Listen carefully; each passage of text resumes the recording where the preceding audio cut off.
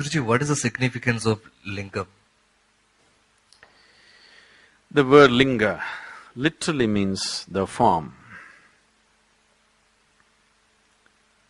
Form means, why we're calling it the form is, when, today modern science is proving to you beyond any doubt that the whole existence is coming from nothing and going back to nothingness. You know this? There was a time when modern science believed everything comes from something. You can neither destroy something nor create something. It can only be transformed from one state to another. You cannot destroy anything, nor can you create anything. That was the belief some time ago.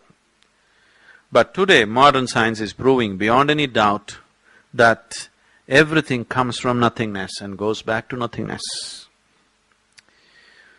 A whole bunch of galaxies sometimes just collapse into themselves and become nothing, There's something called as black holes. Some of them explode into supernovas, but a lot of them just collapse into themselves and become nothing. So there was something and it became nothing. Similarly, there is nothingness and it becomes somethingness. Nothingness is the very basis of all that is something in the creation, please see.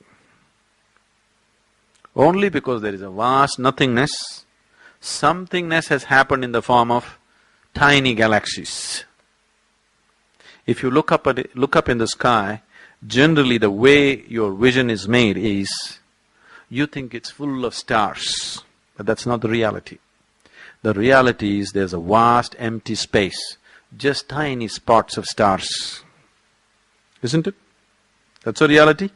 But because of the way your vision is made, because of a visual deception, it makes you feel as if the sky is full of stars. The sky is full of emptiness, just a little bit of stars, just a little bit of salt and pepper. Rest is all darkness and emptiness. So everything springs from that and goes back to that.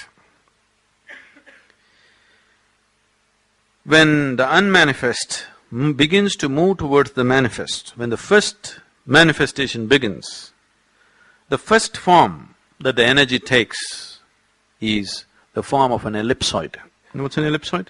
A perfect three-dimensional ellipse is an ellipsoid. The first form is always a perfect ellipsoid. A perfect ellipsoid is what is being referred to as a linga. This we have always known. Yoga has always been saying this. Every human being who's gone deep enough into himself has always known this. But today, modern cosmologists have taken pictures of various galaxies and they say the core of every galaxy is an ellipsoid. Do you know this? No?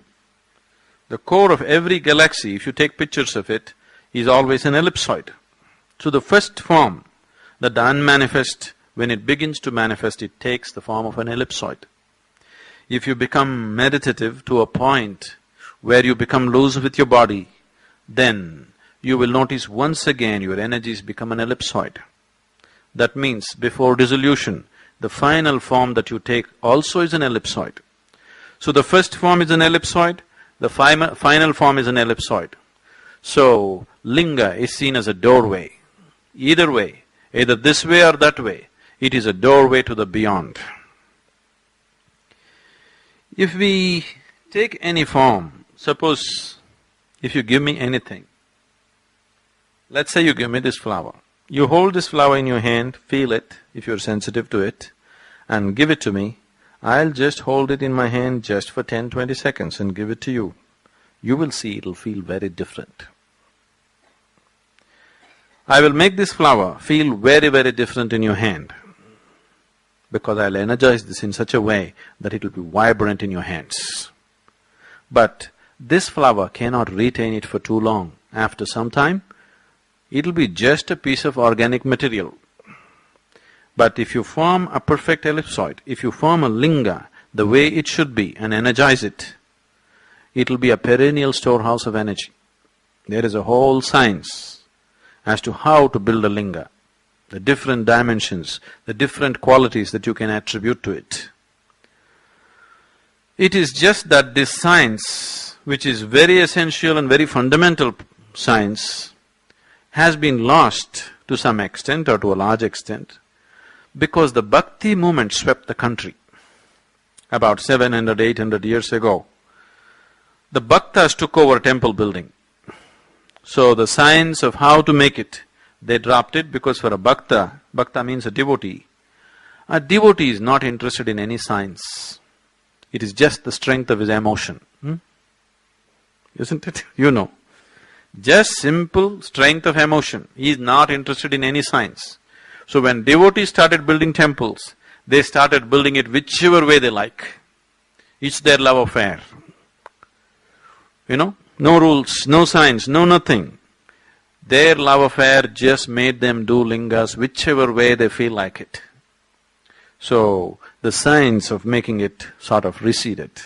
But if it is properly made, it can be such a powerful energy form that people can experience it in an enormous way. It can be a great tool of transformation for people.